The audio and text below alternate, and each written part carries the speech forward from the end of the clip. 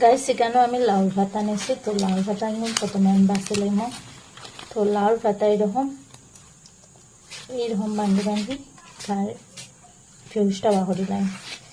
তো দেখা আরেক টাইম যদি বাহরেন না তো খাইতে যাওয়া দেওয়া হবে। তো অনেকে আসেন লাউর পাতা বাসাও জানেন না।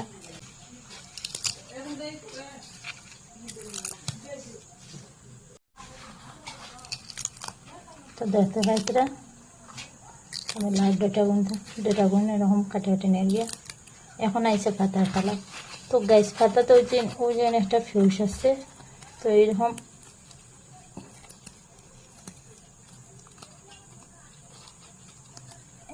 করে ফিউজটা ফেলাইতে লাগে। তো দেখতে পাইতরা তো এরকম করে আমি সবটি লাউর পাতা বাঁচিয়ে নেব গিয়ে। তো এরকম সেরে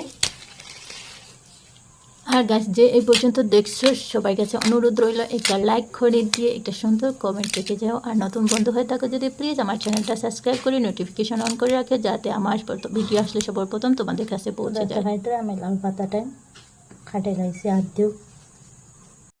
তো এই দেখো গাইস আমার অনেক শাক বাছা হয়ে গেছে। তো আবারও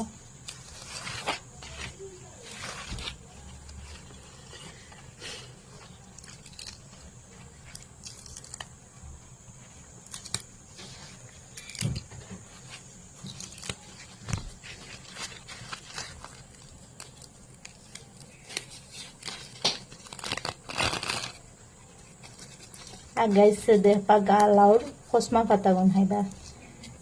বুড়া পাতাইতে খাওয়া যায় না ঠান্ডা ঠান্ডা করে। আর কসমা পাতা যদি এরকম রান্না করে খাই তাহলে অনেক স্বাদের হয়।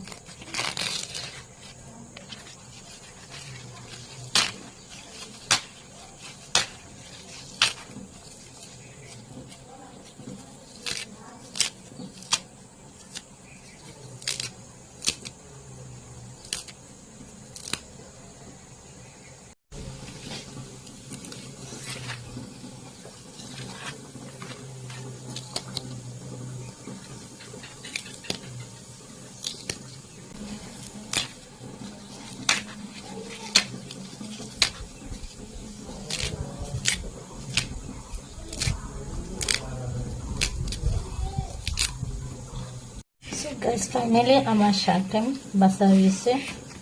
এদিকে গাইস আমি একটা বাউলে পানি নিয়েছি। পানি নিয়ে শাকটা কিছু সময়ের জন্য ভিজিয়ে রেখে দিন। তো শাকটা অনেক ভালো থাকে গাইস।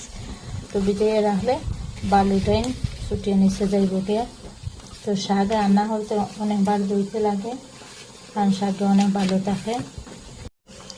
তো গাইস শাকটাই আমি এদিকে কিছু সময় ভিজিয়ে রেখে দিচ্ছি। আর বাকি কাজ আমি শেষ করে নিই। শাক একটু সময় বিচাইতে হোক। হ্যাঁ গাইস আমি ফরাসের বিচি নিচ্ছি।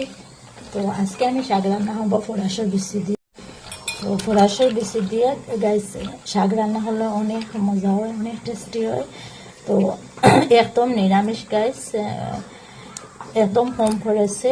তো আপনারাও এরকম একবার ট্রাই করিয়ে দেখবা। আর খুব হেলদি। তো শাক তো সবাই জানেন খুব হেলদি।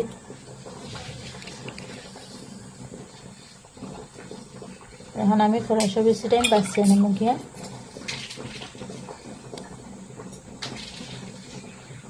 সব গাইস এদিকে আমি শাকটাই ধুয়ে নিচ্ছি গিয়া। আর এদিকে ফরাসের বিচিটাই ধুয়ে নিচ্ছি গিয়া। আর এদিকে আমার পেঁয়াজ রয়েছে, রসুন চেঁচিয়ে নিচ্ছি গিয়া। আর এদিকে কাঁচামরিচ আর খাপরেঙ্গা মরিচ নিচ্ছি। গাইস আমি শাকের লগে খাপরেঙ্গা মরিচ খাইতে অনেক পছন্দ করি, তাই আমি খাপরেঙ্গা মরিচ নিচ্ছি। খাপরেঙ্গা সেন্ট করতে আলাদা ভালো লাগে। তো আপনারা যদি খাই না তাহলে স্কিপ করতে পারবা, কাঁচামরিচটা একটু বেশি দিবা। কিন্তু আমি খাইয়ে তাদের আমি কাঁচামরিচ কম দিচ্ছি, খাপরেঙ্গা মরিচ দিচ্ছি। এদিকে গাইস আমি সামান্য তেল নিয়ে আজকে তেল দিয়ে রান্না করবো। এখন গাইস আমার তেলটা গরম হয়ে গেছে। আমি প্রথমে দিলাম রসুন দিয়ে একটু ভাজিয়ে নিয়ে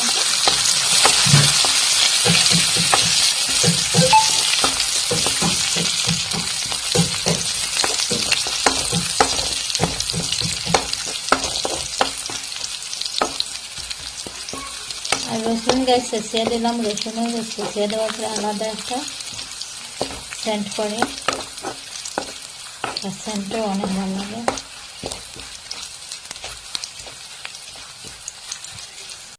এরপরে গাইস আমার রসুন কিছু কিছু ভাজা ভাজা হয়ে গেছে। এখন আমি পেঁয়াজ দিলাম গাইস, পেঁয়াজটা আমি একটু ভাজিয়ে নিয়ে দিয়ে,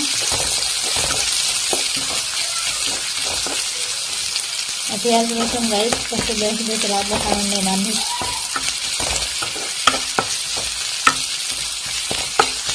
এখন গাইস আমার পেঁয়াজটা নিয়ে একটু ভাজা ভাজা হয়ে গেছে। এখন আমি মরিচটা দিলাম, তারপরে গাইস বাসিয়ে রাখা যে বিচিটা আমি দিলাম।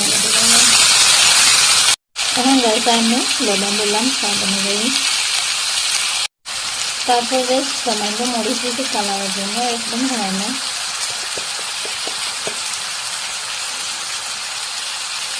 আমি সামান্য হলুদ দিচ্ছি।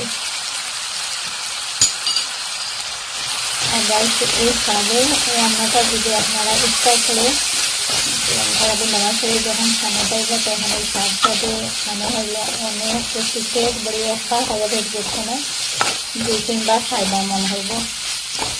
সেটাই আমি ভালোভাবে বাজিয়ে নিয়ে যাই গাইস, আর গ্যাস একদম ওয়াশে রাখে।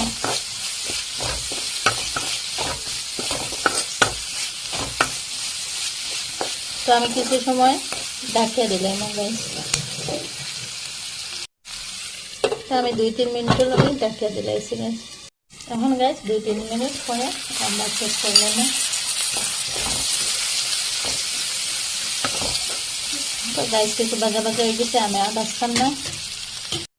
তো গাইস আমার বেশি টাইম ভাজা হয়ে গেছে, বেশি টাইম ভাজলে বেশি একটা 5 মিনিটের জায়গা এখানে আমি শাক দিলাম। আমি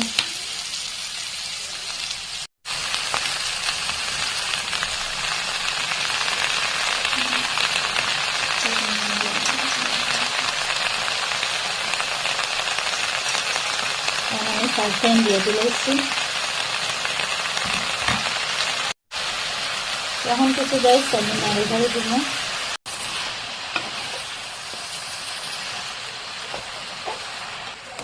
তো গাইস সামান্য নাড়ি ধারে দিচ্ছি। এখন আমি ঢাকিয়ে দিলাম। গাইস।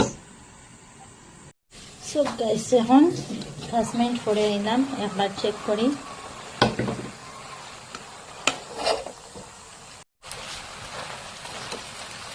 তো গাইস এখন একটু নাড়ি চাড়ি দিলাম।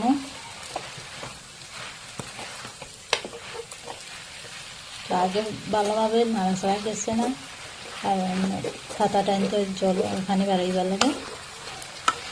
তো এখন দেখো খাতা টাইম তো অনেক পানি বাড়িয়ে আইছে, খাতা টাইম কীরকম আটিয়ে আনছে।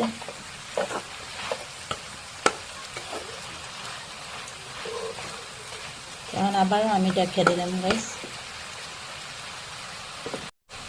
এখন আবারও আমি ঢাকিয়ে দিলাইছি, আর গ্যাস একদম লো আছে গ্যাস। সব গাইস 15 মিনিট পরে বানাইলাম। তো দেখতে পাইতে আমার শাক রেডি হয়ে গেছে। তো আমি একটু গ্যাস বাড়াইয়া পানিটা একটু শুকাইলাম দিয়ে।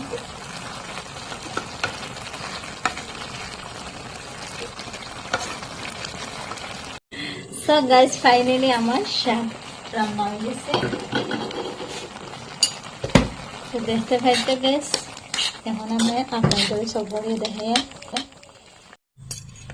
সো গাইস ফাইনালি আমার শাকটাই হয়ে গেছে, আর দেখতে পাইতে কিরকম লবণীয় হয়েছে।